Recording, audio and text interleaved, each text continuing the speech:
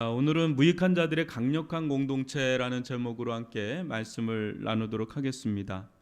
어느덧 24년도도 마지막이 되었습니다. 오늘과 내일은 24년과 25년으로 큰 차이가 있어 보이지만 여러분도 아시지만 실제 별 차이 없습니다. 그날이 또 그날이죠. 이거 좀 지나서 내일 됐다고 뭔가 확 이렇게 그런 거 없지 않습니까? 그럼에도 우리는 마음가짐에 있어서나 또 어떤 일을 계획하고 추진하는 데 있어 이날을 기점으로 변화를 추구하죠. 그런 점에서 송구영신 예배 또한 매우 중요한 의미가 있겠다 하겠습니다. 저는 새해 여러 계획이 있지만 무엇보다 우리의 신앙이 복음 신앙으로 더 투철해지기를 소망합니다.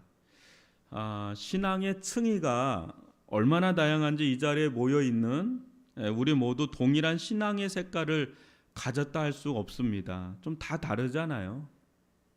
어떤 사람은 기도를 중시 여기는 분이 있는 반면에 어떤 사람은 예배를, 또 어떤 사람은 찬양을, 또 어떤 사람은 전도나 선교를, 어떤 사람은 사랑의 실천을, 어떤 사람은 사회 공공의 선을 더 중시 여기는 그런 경향이 있습니다. 여러분들 각자마다 뭔가 교회는 이래야 돼, 신앙은 이래야 돼, 이런 것들 나름대로 다 있지 않습니까? 이 모든 것들은 매우 중요한 것들이긴 하지만 또 그렇다고 그것이 본질은 아니다. 부차적인 거다. 우리의 본질을 형성하는 건 뭐냐? 그건 언제나 제자도여야 합니다. 제자도. 우리는 어디에서 무엇을 하든 그리스도 예수의 제자로 살아야 합니다. 내가 병원에 있던 학교에 있던 아니면 현장에 나가서 일을 하던 여기 있던 우린 그리스도의 제자라는 거죠. 예수의 제자들은 무엇보다 복음 신앙으로 무장해야 합니다. 그렇지 않으면 우리는 과거 선조들이 범했던 우를 동일 반복할 우려가 있습니다. 오늘 예수님께서 제자들에게 복음 신앙의 한 면을 이야기를 합니다. 이 말씀 속에서 우리가 자칫 빠지기 쉬운 함정이 무엇인지, 또 우리가 추구해야 할 하나님 나라의 제자도는 무엇인지 깨우치는 복된 시간이 되길 주님의 이름으로 축원합니다. 이로 말미암아 우리 한 사람 한 사람 또 공동체가 한 단계 더 성숙하고 또 아름다운 열매를 맺길 주님의 이름으로 축원합니다. 여러분 7절과 8절을 보십시오. 너희 중 누구에게 밭을 갈거나 양을 치거나 하는 종이 있어 밭에서 돌아오면 그더러 곧 와 앉아서 먹으라 말할 자가 있느냐? 도리어 그더러 내 먹을 것을 준비하고 띠를 띠고 내가 먹고 마시는 동안에 수종 들고 너는 그 후에 먹고 마시라 하지 않겠느냐? 예수님은 오늘날 우리에게 낯선 풍경인 종의 제도를 예로 듭니다. 우리 시대는 주인과 종의 그런 시대가 아닌 개인과 자본으로 이렇게 맺어진 신자유주의, 신자본주의 시대에 우리는 살고 있습니다. 경희대 경제학과 안재욱 교수는 이런 칼럼을 썼습니다. 많은 사람이 자본주의를 돈의 최고의 가치를 두는 사회, 자본가만을 위하는 사회로 알고 있다. 자본주의는 결코 돈의 최고의 가치를 두는 사회가 아니다. 자본주의는 개인의 자유를 중요시하고 보장하는 사회, 즉 자유주의 이념이 실현되는 사회다. 자유주의는 다른 사람의 자유를 침해하지 않는다면 개인이 자신의 방법대로 자신의 목표를 추구하는 데 자유롭다는 사상이다. 이렇게 자유주의, 자본주의에 대해서 이야기를 했어요. 우리가 사는 이 시대 사조가 이러다 보니까 예수님께서 가르치는 말씀, 오늘 말씀 특히 부대낄 수가 있습니다. 그러나 예수님께서 마주하던 그 사회, 그때 당시 사회는 오늘날 신자유주의나 신자본주의 사회가 아니었죠. 주인과 종의 제도가 아주 일상화된 그런 사회였다는 것을 우리는 알아야 합니다. 그 시절 사람들은 예수님의 말씀을 들었을 때 너무 쉽게 이해가 되는 거예요. 왜냐하면 그 시대는 다 그랬으니까요. 그리고 무슨 말씀을 하시는지도 금방 알아차릴 수 있습니다. 우리는 좀 부대껴요. 이게 무슨 말이야? 근데 그때 당시의 사람들은 그냥 다 와닿는 말씀, 너무 쉽게 와닿는 말씀. 자 보십시오. 어느 주인도 종이 밭을 갈거나 양을 치고 왔다고 아이고 아우 내 사랑하는 종아, 네가 오늘 정말 수고가 많았구나. 어서 여기 와서 쉬거라. 내 얼른 밥 차려서 올 테니 올 때까지 여기서 편히 쉬거라. 그렇게 할 자 있습니까? 오늘날도 카페 주인이 일이 있어 밖에 나갔다가 돌아와서 이 알바생 보고 정말 애썼다고 하면서 너는 여기서 좀 쉬거라. 앞으로 내가 할 테니 너는 좀 쉬거라. 그렇게 할 주인이 있습니까? 카페에 오늘날도 없죠. 계약된 시간에 계약된 돈을 받고 계약된 일을 한다고 보지요. 어느 때는 여러분 속에서 천불이 날 때도 있을 거예요. 그러니까 이제 어떤 사업을 하시는 분들은 이제 아실 거예요. 이게 직원 다루는 게 얼마나 힘든지 아마 아실 겁니다. 일을 너무 못하는 거예요. 아무리 봐도 이게 주인이 되고 사장이 되면 대표가 되면 일을 너무 못하는 거예요. 아무리 가르쳐줘도 야무지고 똑부러지게 못하는 것이죠. 주인의 눈으로 볼 때는 너무 건성건성, 영혼 없는 것처럼 막 일을 하는. 그래도 말은 또 못해요. 요새 구직난이 너무 심해서 말했다가는 또 그냥 확 나가버리니까 이러지도 저러지도 못하는 게 요즘 여러분 사장들 애환입니다. 그런 알바생을 보고 아들 보듯 딸 보듯 할 주인이 있습니까? 아이고 수고 많네. 여기 와서 밥 먹어. 내가 차려줄게. 여러분 그런 주인 없어요. 지금도. 하물며 인간 취급도 하지 않던 시절에 종 보고 정말 수고했다. 어서 쉬어라. 차려놓은 밥 먹으라 할 주인이 세상 천지에 어디 있겠습니까? 예수는 지금 그 말씀하시는 거예요. 오히려 주인은 밭일이 끝났으면 이젠 식사 준비하라고, 또 식사할 때 옆에서 필요한 거 시중 두려고 하지요. 종은 그야말로 주인이 다 먹고 나서야 식사하고 마무리까지 다 하고 자야 되는 게 쉬는 거, 그게 종이에요. 종. 다시 한번 구절을 한번 볼까요? 명한 대로 하였다고 종에게 감사하겠느냐. 세기를 박는 말씀이죠. 어느 누가 종이 명한 대로 하였다고 종에게 감사하다 인사할 주인이 있습니까?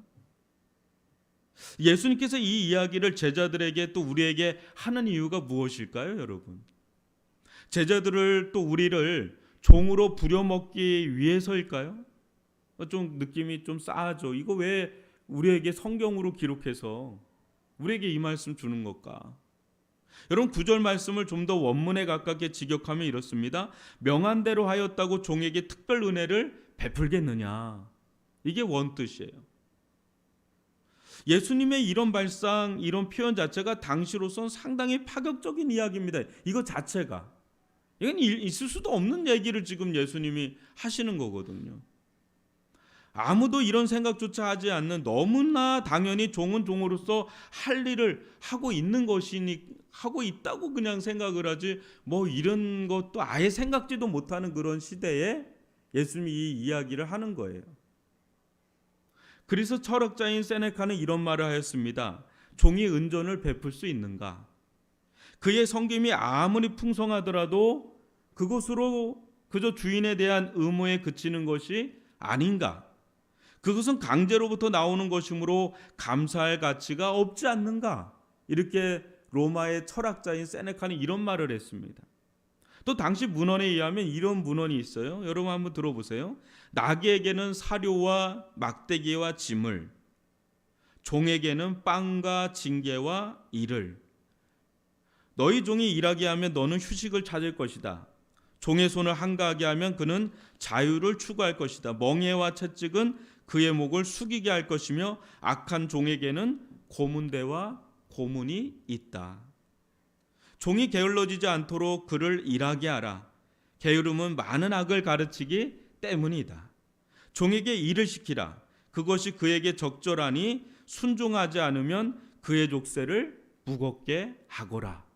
이게 그때 당시 문헌이에요. 이것이 당시 종에 대한 이해였고요, 문화였습니다.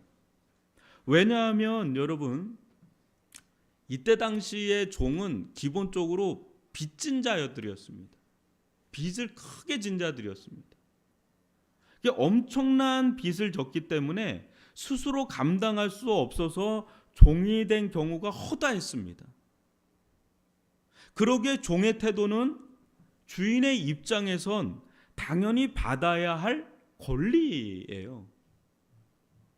만약 그렇지 않으면 종은 채무 이행을 하지 않는 아주 악한 자로 낙인 찍히는 겁니다. 심하면 이런 종은 죽여도 괜찮을 정도였습니다. 왜냐하면 채무가 너무 많아서 계속 몸으로 때워야만 되는 게 종이었던 겁니다. 예수님께서 이 비유를 통해서 우리에게 말씀하시는 바가 무엇일까요?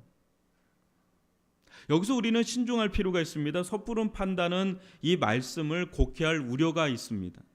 이 말씀으로 예수님께서 우리를 종삼아 마음대로 부려먹을 심산이라는 생각은 매우 단순한 접근이고요. 자, 예수님은 주인과 종의 관계를 통해서 당시 세상 사람들이든 제자들이든 그들 속에 있는 신앙관, 신관을 정면 도전한 건데요. 당시 헬라인이든 유대인이든 누구나 할 것 없이 나름대로 다 신을 모시고 살던 시대였습니다. 이때 당시는요. 이때 이들의 마음 가운데 이 종교성이 있는데 그들의 마음 가운데 뭐가 있냐면 두 가지가 있었습니다. 하나는 공로주의, 또 하나는 보상주의입니다. 이게 무슨 말이냐면 이들은 지성이면 감천이라고, 내가 이렇게까지 하면 신도 감동하겠지, 그렇다면 내게 이 정도는 해주어야 해라는 신간이 팽배했습니다. 만에 하나 자신이 이렇게까지 섬겼는데, 이렇게까지 신에게 헌신했는데, 이렇게까지 애를 썼는데 원하는 것을 들어주지 않는다면 그 신을 가차없이 내던지고 자신의 공로와 선행을 더 잘 받아주고 인정해주고 보상해주는 신으로 옮겨가기를 시군죽 먹듯 하던 때가 바로 그 시대였습니다. 겉으로는 신을 숭배하고 섬기는 것 같은데 실상은 주인은 누구냐? 누가 고용인이고 누가 피고용인이냐?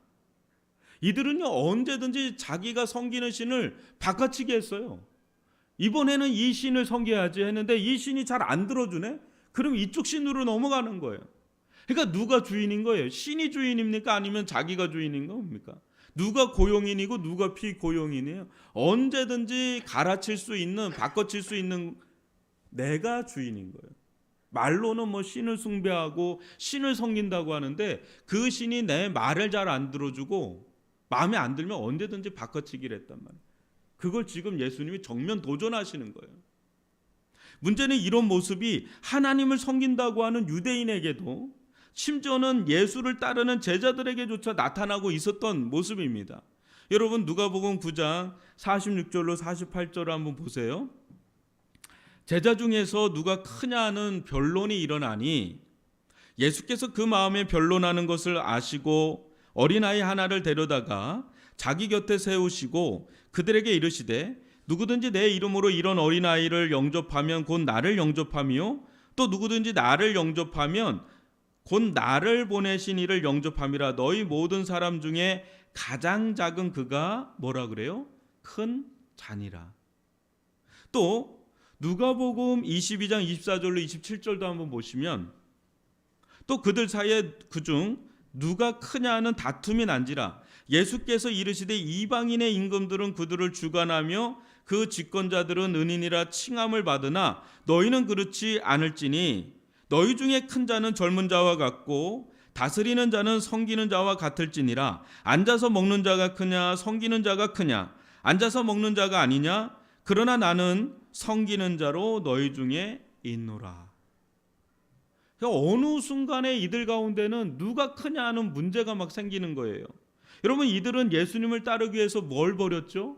배와 금을, 심지어는 가족들도 다 버리고 예수님에게 자기의 인생을 베팅을 한 사람들이에요. 뭔가 예수님에게 매력을 느꼈어요. 아, 이 예수를 따라야 되겠다. 뭔가 이 예수에겐 뭔가 다른 게 있다. 자기 인생을 베팅을 했단 말이에요. 그도 그럴 것이 예수님은 슈퍼스타였어요. 어디를 가도 수많은 인파가 몰렸고 예수님은 인기 스타였고 셀럽이었고 심지어는 사람들이 이 예수를 자신들의 차기 왕으로, 유대인의 왕으로 삼으려고 하는 움직임까지 있었습니다. 예수님을 따르는 이들의 마음에, 제자들의 마음에 어느 순간 한 자리를 차지하려는 야망과 야심이 요동치기 시작했습니다. 심지어는 여러분도 아시다시피 요한과 야고보의 어머니를 통해서 엄마의 치맛바람을 이용해서 물밑 작업을 시도하는 일들도 있었죠. 그래서 하나는 주의 우편에, 하나는 주의 좌편에 한 자리씩 떡하니 주십시오라고 하는 청탁이 막 들어오는 그런 일들이 있었죠. 그런데 문제는 이런 제자들의 모습이 한두 사람만 있는 게 아니라 12제자가 다 그런 모습이 있었다는 거예요. 서로 누가 크냐. 이제 어느 순간 이제 예수님이 예루살렘에 올라갈 것이고 곧 왕이 될 것이다. 그럼 누가 가장 높은 자리 차지할 건가? 그게 이네들 가운데 쟁론이 됐던 거예요. 이럴 정도로 12제자들 모두 앞다퉈서 서로 큰 자리를 차지하려는 서열 싸움이 벌어졌습니다. 세상과 다름없는 모습이죠. 또 다른 이방 종교를 가진 이들과 별반 다를 바 없는 모습이죠. 예수님 지금 이 모습을 콕 찍어서 얘기하는 거예요. 내가 이만큼 했는데, 내가 주님을 위해서 이렇게 따랐는데, 이렇게 헌신했는데 나에게 이 정도는 보상해 주셔야 되지 않는가? 나의 공로는 이 정도 되는데 이렇게 해 주셔야 되지 않는가라는 것이 이방 종교를 따르는 자들, 아니면 유대교에 있는 사람들뿐 아니라 제자 공동체마저도 그게 있었다는 거죠. 이런 모습이 우리들 가운데는 없을까요, 여러분? 그럼 더 볼까요? 우리가 하나님을 섬기는 동기는 무엇이어야 하는지 누가복음 17장 10절에서 예수님이 이렇게 말씀하세요. 같이 한번 읽어볼까요? 시작. 이와 같이 너희도 명령받은 것을 다 행한 후에 이르기를 우리는 무익한 종이라 우리가 하여야 할 일을 한 것뿐이라 할지니라. 이게 당연히 종의 자세겠죠. 당시 수많은 사람들은 자신들이 섬기는 신을 오히려 빚쟁이로 만들었습니다. 자신들이 이렇게 하였으니 신은 적어도 이렇게 해줘야 한다고 말이죠. 여러분, 이런 생각이 하나님께도 그대로 투사되고 투영됐던 것이 유대교 또 제자들의 공동체에서도 그게 있었어요. 예수님을 만나기 전에 제가 고3 때 죽음의 문턱을 왔다 갔다 할 정도로 몸이 굉장히 안 좋았습니다. 그때 저희 어머니가, 그땐 교회를 안 다녔을 때예요, 제가. 저희 어머니가 절로 가자는 거예요, 절로. 그래서 절에 갔더니 그 스님이 3,000배를 하라는 거예요. 그게 3,000배를 하는데 죽는 줄 알았습니다. 엄청 힘들고요, 머리가 하얘져요. 쓰러질 것 같아요. 몸도 안 좋은데. 근데 3,000배를 하고 나면 저는 나을 줄 알았는데요, 몸이 더 안 좋아졌어요. 그러니까 완전히 제가 이제 인생이 방황이 된 거예요. 이게 답이 없구나. 나는 어떻게 살아야 되나? 어떻게 돼야 되나? 뭐 그런 것들로 막 혼란한 시기를 겪은 적이 있었어요. 아니, 내가 3,000배를 했으면 적어도 나아지게 해 주셔야 되지 않나라는 화가 있었어요, 제 안에. 아니, 이렇게까지 지성이면 감천인데 내가 이렇게까지 했는데 왜 나한테 아무것도 안 해주지? 이게 그 불상을 향한 저의 울분이었습니다. 여러분, 알 수 없는 신에 대한 거는 저는 좀 뭔가 감진을 하고 있었어요. 왜 내 인생 가운데 이런 아픔을 줬나? 그래서 뭔가 알 수 없는 신에게 고3 때 수능 시험이 처음에 있었거든요, 제가 있을 때. 그때 수능 시험 보기 일주일 전에 한의사가 저보고 암 같다 그랬어요, 고3 학생한테. 그래서 제가 얼마나 충격을 받았겠어요. 그러니까 그날 그 말을 듣고 집에 와서 하늘을 향해서 제가 소리를 쳤어요. 그때는 뭐 하나님이란 존재를 제가 알지는 못했으니까 어떤 신은 있는 것 같은 거예요. 그런 뭔가 알 수 없는 신에게 소리를 쳤어요. 왜 내게 이런 어려움을 주냐고.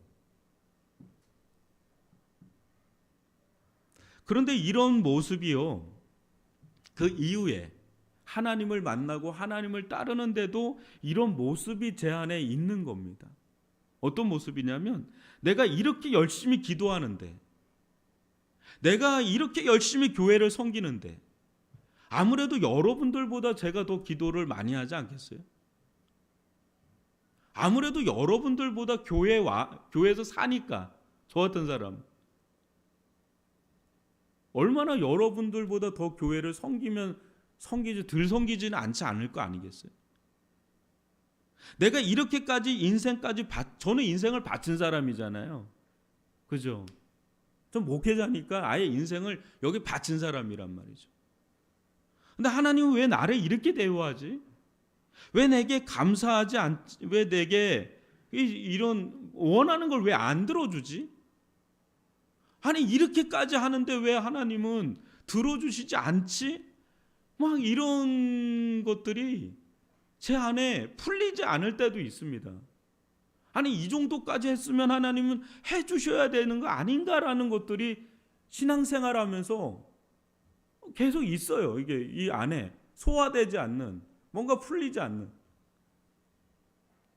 여러분들 가운데도 저와 비슷한 그런 마음 있지 않나요? 내가 이렇게까지 교회에서 헌신을 했는데, 내가 이렇게까지 헌금도 했는데, 내가 이렇게까지 섬겼는데, 내가 이렇게까지 하나님을 믿는데, 또 심지어는 부모님들 가족의 반대를 무릅쓰고 이렇게 교회를 열심히 다녔는데, 왜 내 인생 가운데 병이 찾아오고 내 인생 가운데 어려움이 찾아오고, 이거 하나님 맞습니까? 뭐 여러 가지 그런 거 여러분 충분히 한두 번쯤은 다 경험을 했을 거예요. 아마 불편한 거죠. 부대끼는 거죠.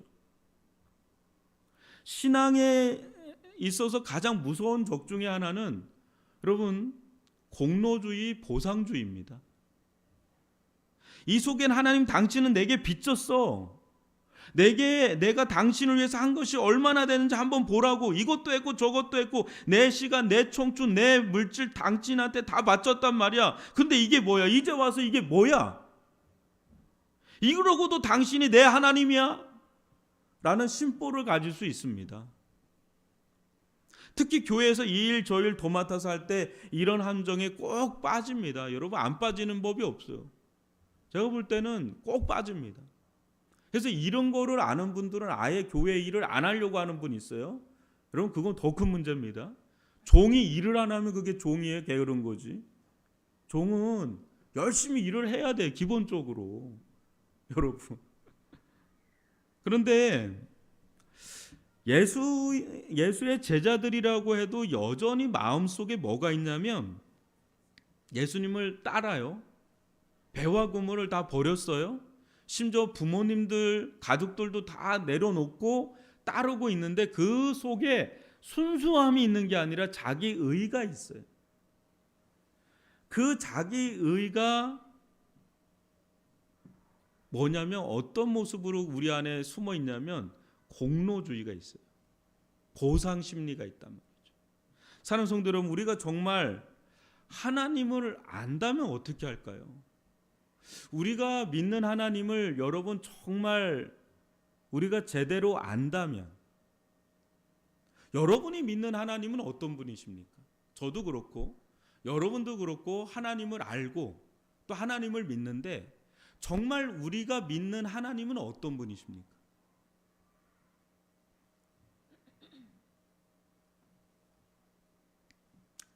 여러분 인간의 언어로는 다 표현하기 어려울 정도로 하나님과 우리와의 관계는 이 땅 가운데 지금 예수님 말씀하시는 주인과 종의 관계를 넘어서죠. 하나님은 우리가 감히 감당할 수 없는 분이시죠. 감히 그분이 주인이고 우리가 종이라고 말하기조차도 굉장히 그분과 우리는 너무나 격이 차이가 너무 크죠. 무한간극이죠.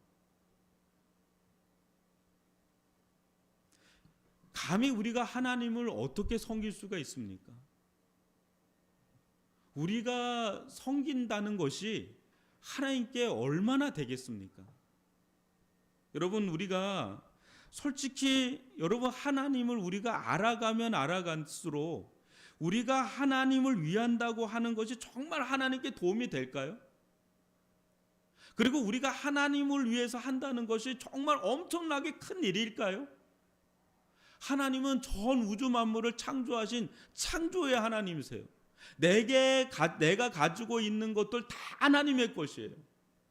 내가 가지고 있는 시간, 내가 가지고 있는 재능, 내 에너지, 내가 가지고 있는 물질, 그런 거를 주님 앞에 올려드린들, 주님 앞에 주님을 위해서 쓴들, 그게 하나님께 엄청나게 도움이 되겠느냐 말이에요. 그러놓고도 우리는 내가 이거 했다고 생색내고, 내가 저거 했다고 생색내고, 내가 이거 했다고 내 공로를 자랑하고 내 영광을 자랑하고, 이런 것들이 정말 우리가 하나님을 안다면 그거 말할 수 있겠느냐 말이에요. 나 이렇게 헌금했습니다. 나 이렇게 주님을 위해서 살았습니다. 내 일주일 동안 당신을 위해서 산 게 얼마인지 아세요? 내 인생 가운데 내 시간을 쪼개서 얼마나 당신을 위해서 헌신했는지 아십니까? 라고 하는 것들을 엄밀하게 들어가면 정말 우리가 그분을 안다면 내가 그분을 위해서 한다고 하는 것이 과연 먼지 한 톨만 하냐고요. 우리가 볼 때는 어마어마하게 큰 것 같은데 정말 하나님을 대면해서 보면 부끄럽게 이런 말할 수가 없는 그런 거 아니겠냐고요. 어떻게 보면 꼴불견일 수 있어요. 죄송한 표현이지만 꼴불견도 그런 꼴불견은 조금 한 거가 조금도 안 돼. 하나님 보실 때는 이게 조금도 안 되는데 얘 왜 이렇게 호들갑을 떨지? 그리고 전 세계 너보다도 큰 사람도 가만히 있는데 왜 네가 왜 이렇게 너는 호들갑을 떨어? 이럴 수도 있거든요. 실제 있었던 이야기예요. 이름만 대면 다 아는 교회입니다. 요 근처에 있는 교회입니다. 제가 어디라고는 말을 안 하겠어요. 큰 대형 교회입니다. 당회를 열었어요. 근데 장로 한 분이 목사님에게 내가 여지까지 이 교회 헌금한 거 다 계산해서 달라고 그러는 거예요. 이런 말이 돼요? 안 돼요? 안 되죠. 근데 그 말을 딱 듣던 목사님은 또 제가 볼 때는 좀 이해는 안 가는데 회계 장로님한테 얘기해서 그거 싹 계산해가지고 갖고 오라고. 갖고 왔대요. 그 가방에. 그걸 딱 던져주면서 갖고 가라고 그랬대요. 실제 있었던 이야기입니다. 여러분, 그 장로님도 이해가 가십니까? 저는 이 목사님도 이해가 안 가고 이 장로님도 솔직히 이해가 안 갑니다. 여러분, 헌금은 뭐죠? 우리 교회 어느 권사님이 저한테 그래요. 거금의 헌금을 하시면서 목사님, 이 헌금은 제 손을 떠나는 순간에 제 게 아닙니다. 하나님께 올려드린 것이니 이제는 제 소관이 아닙니다. 하나님의 소관입니다. 이렇게 하신 어르신이 있었어요. 그분의 신앙가는 내 손을 떠난 헌금은 이제 내 게 아니다라고 하시는 거예요. 저는 이게 맞다고 생각하는데 여러분은 어떻게 생각하세요? 그 헌금을 돌려달라는 장로님도 저는 좀 잘못된 신앙가는 같고, 그걸 또 다 계산해가지고 가방 딱 던지면서 갖고 가라고 하는 목사님도 저는 좀 이해는 안 갑니다, 솔직히.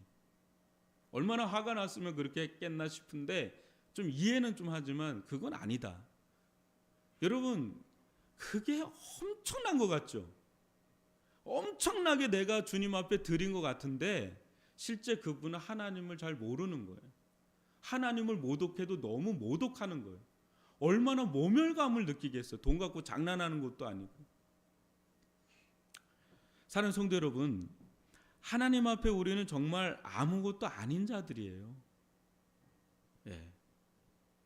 우리의 헌신, 우리의 시간, 우리의 물질, 우리의 애씀이 귀중하고 소중한 거는 맞지만요, 정말 하나님을 안다면 이 모든 것들이 태평양의 한 방울, 그 물방울 한 방울만도 안 된다는 것을 여러분 알지 않을까요? 우리가? 그런데 어느 순간 그 보잘것없는 것, 마땅히 해야 할 것을 자랑하고 주장하고 생색내가며 심지어 하나님이 이것저것 보상해 주지 않으면 안 되는 것처럼 협박하는 태도까지 하는 경우는 매우 잘못된 신앙관이라는 거죠. 오히려 우리가 정말 갚을 수 없는 은혜를 받은 종이라는 걸 여러분 알지 않습니까? 여러분, 우리가 나의 전부를 줬나요? 하나님이 자신의 전부를 줬나요? 우리는 조금 줬죠. 조금 주는 것도 아까워하지 않습니까?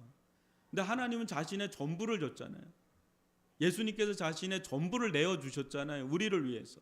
십자가에서 자신의 모든 것을 다 내어주신, 그래서 우리는 한마디로 빚진 자예요.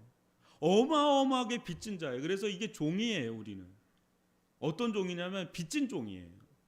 그거를 갚을 수가 없어요. 여러분, 여러분들이 아무리 하나님의 종이 돼서 아무리 뭐를 해도 그 하나님께서 우리에게 행해 주신 그 빚을 다 갚을 수가 없습니다. 그래서 이 은혜를 받은 우리는 도저히 갚을 수 없는 막대한 은혜를 빚진 종으로서 그냥 감사하는 마음밖에 없는 거예요. 여러분, 종이 가장 기쁠 때가 언제인지 아십니까? 가장 어려울 때가 언제고 가장 기쁠 때가 언제냐면, 종이 주인이 더 이상 종을 쓰지 않을 때가 가장 고통스러운 거예요. 종이 가장 기쁠 때는 내가 쓰임 받을 수 있다는 것 자체가 엄청난 은혜입니다. 여러분들, 일을 하는 게 좋아요? 일을 안 하는 게 좋으세요? 제가 아는 한 분은요, 베이비 부모 세대에서 이제 은퇴를 하잖아요. 근데 남자분이시거든요, 집사님. 그래서 제가 한 50 몇 년간을 일을 했으니까 집사님 이제 편하게 쉬십시오 막 이렇게 얘기했는데, 석 달을 쉬고는 이제 못 쉬겠대요. 도저히 몸이 근질거려 가지고 못 쉬겠대요. 여러분, 60도 채 안 됐는데 얼마나 정정하고 얼마나 건강해요. 근데 은퇴를 하라고 그러니까, 뭐 퇴직하라고 그러니까 퇴직은 했는데, 이거 3개월 쉬고 나니까 이게 사람이 할 짓이 못 된대요. 뭐래든 해야 된대요. 그래서 어디 주차 뭐래도 막 하겠다고, 대기업 부장으로 그분은 퇴직한 분이거든요. 근데 어디 주차 요원이라도 하고 싶다고 해서 막 원서 내고 그랬던 분이 계세요. 그분이 하는 말이, 목사님 뭐래도 일이 있었으면 좋겠대요. 여러분, 일을 하는 게 고단하기도 하고 피곤하기도 하는데, 또 한편에서는요, 일을 할 때 기뻐요. 보람도 느끼고요, 가치도 있고, 자기가 뭔가 할 수 있는 사람이라고 하는 프라이드, 자존감이 생겨요. 여러분, 종이 있는데 아무것도 안 시키면 좋을 것 같죠? 아니에요. 주인이, 야, 너는 진짜 너무 귀하다, 너 이것 좀 해라, 너는 이거 하고도 남는다, 막 이렇게 인정해주고요, 또 가치를 부여해주고 막 이러면 신이 나서 막 그렇게 하는 겁니다. 여러분, 우리가 하나님 앞에 쓰임 받는 것 자체가 은혜인 줄 믿습니다. 여러분, 아무도 쓰지 않으면 얼마나 무가치하게 느껴지는지 아세요? 그런데 나는 정말 아무것도 아닌 것 같은 난데 하나님이 계속해서 뭔가를 쓰세요. 이것도 해달라고 그러고 저것도 해달라고 그러면 그거 쓸모가 있다는 것 자체가 여러분을 가치 있게 여기는 거니까, 그게 종으로서 얼마나 복된 건지 몰라요. 근데 어느 순간에 내가 이만큼 했다라고 자꾸 자기를 주장하고 자기 생색을 내기 시작하면 하나님이 더 이상 안 써요. 그런 종은 불편해서 안 쓴단 말이죠. 여러분, 사도 바울이 뭐라고 그랬는지 고린도전서 9장 16절을 보면, 내가 복음을 전할지라도 자랑할 것이 없음은 내가 부득불 할 일임이라. 만일 복음을 전하지 아니하면 내게 화가 있을 것이로다. 또 고린도전서 1장 28절로 31절 보면, 하나님께서 세상에 천한 것들과 멸시받는 것들과 없는 것들을 택하사 있는 것들을 폐하려 하시나니, 이는 아무 육체도 하나님 앞에서 자랑하지 못하게 하려 하심이라. 너희는 하나님으로부터 나서 그리스도 예수 안에 있고, 예수는 하나님으로부터 나와서 우리에게 지혜와 의로움과 거룩함과 구원함이 되셨으니, 기록된 바 자랑하는 자는 주 안에서 자랑하라 한가 갖게 하려 함이라. 아멘. 사랑하는 성도 여러분, 여러분이 정말 하나님을 알고 또 여러분 자신이 하나님으로부터 어떤 은혜를 받았는지를 알면 알수록, 오늘 우리 주님께서 주신 말씀, 우리는 무익한 종이라 우리가 마땅히 하여야 할 것을 한 것일 뿐입니다. 라는 고백이 여러분의 진심 어린 고백이 될 겁니다. 우리를 대면하고 있는, 대하고 있는 하나님은 감히 우리가 눈을 들어서 쳐다보기도 어려운 그런 하나님인데, 그런 하나님께서 여러분들을 향해서 자신의 전부를 내어주고, 그리고 우리는 어마어마한 채무를, 어마어마한 빚을 진 자들이에요. 이런 우리들을 단순히 종으로 삼은 것이 아니라 우리를 자유로운 하나님의 자녀로 삼으셨잖아요. 그래서 우리는 이제 기쁨과 자유한 마음을 가지고 하나님을 아버지로 섬기면서 기쁜 마음으로, 즐거운 마음으로, 자유한 마음으로, 기꺼워하는 마음으로 이제는 하나님을 위해서 사는 게 너무 기쁜 거예요. 나를 이렇게 사랑하시고, 나를 자유롭게 하시고, 나를 당신의 자녀로, 아들로, 또 딸로 삼아주신 그 하나님이 너무 기뻐서 이제 이런 나 같은, 이런 쓸모없다고 생각했던, 아무도 나에게 관심을 가져두지 않고 아무도 나에게 이렇게까지 사랑을 베푼 이가 없는데, 하나님은 나에게 듬뿍듬뿍 이렇게 사랑을 베풀면서 내가 너무 소중하다고, 나를 너무 사랑한다고, 내가 너를 쓰겠다고, 내가 너와 함께 하겠다고, 이런 것들을 경험한 자로서 하나님 앞에 쓰임을 받는 것 자체가 너무너무 기뻐서 이렇게 나갈 때 우리는 정말 어떻게 보면 무익한 종, 하찮은 종이라는 거거든요. 정말 어떻게 보면 우리가 대단한 것 같지만 또 어떻게 보면 우리가 되게 하찮은 자잖아요. 어떻게 보면 우리는 보잘것없는 자들입니다. 이런 자들을 정말 당신의 사랑하는 종으로, 당신의 사랑하는 자녀로 받아줬을 때 우리는 이 하나님을 향해서 자기를 주장하거나 나는 뭐 이렇게 했다라고, 또 내가 이렇게까지 했는데 하나님 너무 섭섭하다고, 하나님 어쩌면 이렇게 나를 몰라주냐고, 이렇게 하나님께 나아가는 것이 아니라 그렇게 하던 안 하던 그런 거와 상관없이 그냥 나는 마땅히 할 바를 한 것뿐입니다 라고 하는, 저는 무익한 종인데, 저는 하찮은 종인데, 저는 주님께서 이렇게까지 대우를 안 하셔도 되는 사람인데, 저는 정말 비루한 자인데, 정말 보잘것없는 죄인인데, 저는 주님께서 그렇게 대해주지 않아도 되는 사람인데, 저는 마땅히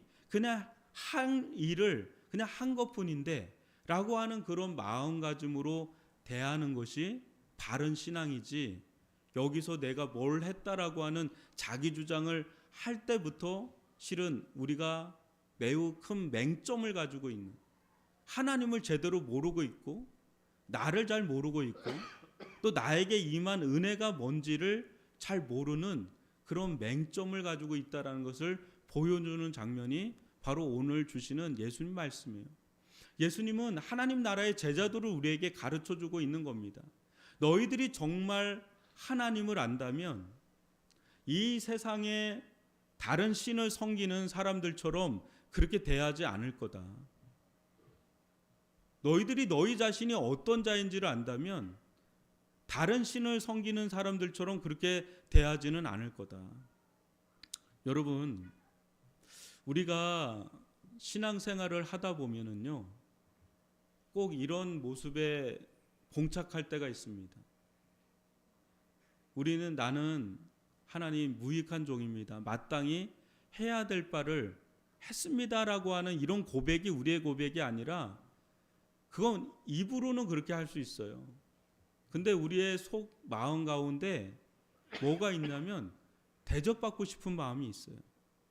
대우받고 싶은 마음이 있어요. 내가 이렇게 밭일을 하고 왔는데, 내가 이렇게 양을 치고 왔는데, 내가 이렇게 주인 되시는 당신을 위해서 이렇게까지 했는데 나 좀 대우해 주셔야 되는 거 아니에요? 나 이렇게 해 주셔야 되는 거 아니에요? 이것도 해 주셔야 되고 이것도 해 주셔야 되고, 이거 안 해주면 저 삐칠 거예요. 저 섭섭해요. 지금 연말 됐어요. 지금 연말 됐으니까 조심하셔야 될 거예요. 연말 되면 저 이제 교사 내려놓을 거예요. 저 지금 알아주지 않았어요. 저를 인정해주지 않았다고 당신. 뭐 이런 마음을 가지고 저를 찾아오면 안 됩니다. 여러분 연말 되면은 찾아오는 분들이 있어요. 이제 목자 안 하겠다. 뭐 이런 분들 안 돼요. 그런 거. 여러분 우리들 마음 가운데 그 섭섭이가 있어요. 인정받고 싶어하는 그런 거. 근데 여러분 제자들의 공동체인 이 교회는요, 하나님을 대하고 내가 나를 알고 그런 속에서 우리가 어떤 태도를 취하여야 하는지를 알아야 되는데, 그 중심에는 우리는 겸손한 자들의 공동체라는 거. 정말 내가 무익한 종이라고 하면은 여러분들은 말을 할 수 있을 거예요. 그러나 누군가가 여러분들에게 당신 무익한 종이다 그러면 화가 엄청 날 겁니다. 저보고도 목사님은 정말 무익한 종이네요 그러면 저 화가 엄청 날 거예요. 내가 얘기하면 괜찮아요. 근데 남이 그 얘기하면 제가 소화가 안 될 겁니다. 근데 이게 우리들이에요. 여러분 우리 솔직히 어떤 자인지 한번 생각해 볼까요? 나는 유익한 종입니까? 무익한 종입니까? 여러분들은 어떻게 생각하세요? 자신을. 정말 하나님 앞에서 나는 유익한 종입니까? 아니면 무익한 종입니까? 실제 엄청 유익한 종입니다. 그렇지만 더 깊이 들어가 보면 하나님 앞에 우리는 자기를 자랑할 게 없다는 걸 아실 거예요. 오직 자랑할 것은 주님께서 여러분에게 주신 엄청난 은혜밖에 자랑할 것이 없는 은혜 받은 종이라는 것을 아실 겁니다. 그런 은혜가 너무 크기에 너무 감격하고 너무 감사하고 내가 감히 상대할 수 없는 하나님을 아버지라고 섬길 수 있다는 것 자체가 너무 감사해서 이 일도 저 일도 하지만 그거를 했다고 나는 이거 했네 저거 했네 그걸로 하나님과 딜하고 그걸로 하나님께 뭔가 인정받고 그걸로 하나님께 축복받으려고 하는 자세를 하지는 않으실 거예요. 주시면 주시는 대로, 안 주시면 안 주시는 대로 그저 저는 감사합니다.